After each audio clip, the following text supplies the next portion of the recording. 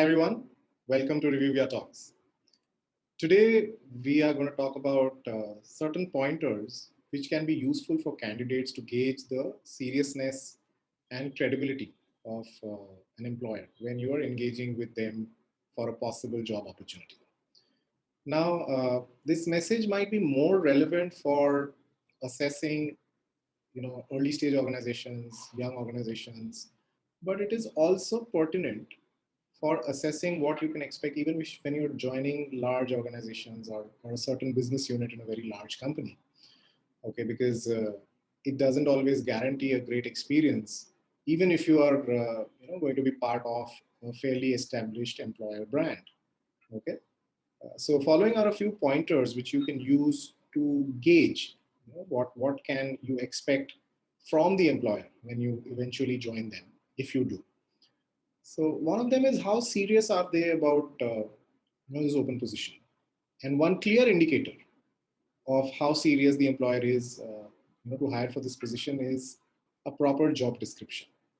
Now I am from the recruitment fraternity, and I have seen scores of instances where big and small employers come up and say, okay, we have this very urgent hiring requirement, and I say, okay, fine, please share the job description. And they say, sorry, we don't have time to build a job description. We are giving you some pointers over the phone. Please use those pointers and source the right kind of candidates for us. Now, that is a clear indicator. Okay, clear indicator that no matter how urgent you say that this requirement is as an employer, the employer is not really serious about attracting relevant talent. It takes only 15 to 20 minutes to build a one-page job description. And if people are saying that they don't have time to do that for a very urgent hiring requirement, you very well know that maybe it's a pointer that you would want to look at when you are eventually deciding if you want to join that team. So a clear indicator is whether you have a job description or not. If you don't, I don't know whether you would want to kind of pursue that opportunity too far, or the opportunity will organically go too far given the level of seriousness with which the employer is pursuing this open position. Second is the quality of the job description. The job description should actually communicate the role properly rather than just being a tick mark job with 2-3 bullet points. If it is communicating the role properly, which means people in the employer team have put their heads together to build this requirement, and this requirement has been documented sufficiently for candidates to understand the requirement properly. Okay, so that's another clear indicator. The next indicator is, is there some communication document? And this is more relevant for new organizations who don't have an established brand position. Is there a communication document which gives a little bit of background about the company, what business they are in, how long have they existed, how big is their team, what is their core competence, who are the leaders, who is the founder, who are the investors, what are they looking to accomplish through this hiring, what are their future plans in the short term at least. All these communication pieces should also be provided to the candidate, especially by new organizations who want to leave the candidate with a positive impression. Organizations which are hugely transparent would also put in some of the review ratings that they might have on portals like Glassdoor, Ambition Box, Indeed, or maybe Reviewia, right?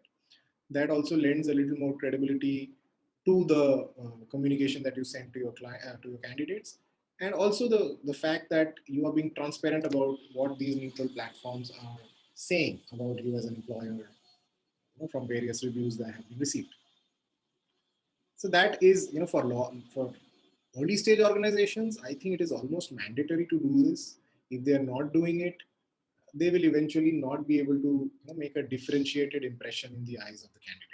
So if you are getting a communication document and it is giving you more details, more background about the organization, I think yes, the organization is making a genuine effort to attract good talent and with sufficient information. Then comes the next part, in your interaction with the recruitment manager or the HR manager, or in some cases the founder itself, if it's a very early stage organization. Are you being communicated about the hiring process, or is it a surprise that you don't even know how many rounds of interviews you're going to go through? You don't even know how the assessments are going to be. Is there going to be a technical assessment? Is there going to be a psychometric assessment? Would you be given a small project to do? People should take out time and explain the process to the candidates. And this is again an indication. This is an indication for you to understand if the employer has actually thought through the interview process and how they want to go about selecting the best fit. Okay, that's the next indicator. The next very critical indicator is how prompt are they in terms of communicating with you. How prompt are they being in closing the loop after round one, round two, receiving your resume, assessing your resume, final result, compensation discussion, or are they just vanishing after each round and you keep following up? And then after 3 weeks, 4 weeks, 6 weeks, suddenly you get a call from the relevant person. So that's another indicator. Okay. And I'm not saying that there shouldn't be any delay. What I'm saying is there should be communication. If the roles go on hold and you're getting communicated, okay, now the role is on hold and we really can't say when it will open up, we will call you whenever it does. I think that in itself, would kind of give a fairly decent positive perception about the employer that you're being transparent, rather than just vanishing, taking 3 rounds of interview and then just not responding to the candidate at all. Okay, I think this is also an indicator about what you can expect, from the employer once you join them. And lastly, treating people with respect.